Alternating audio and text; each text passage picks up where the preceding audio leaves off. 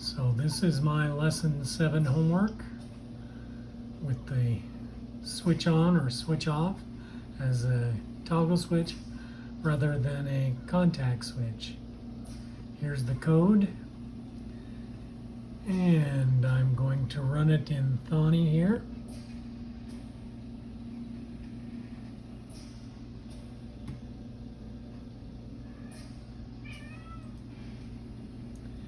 It's showing 1 as the value for the input pin. I'm going to press the button. It's still showing zeros, but the light has not come on.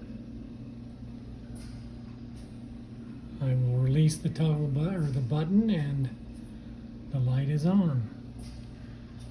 And now the input is showing 1s. Press and hold the button. The light LED stays on. The state is the same until I release the button.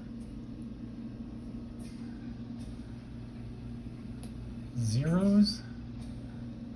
The light is off until I release the button. The LED comes on.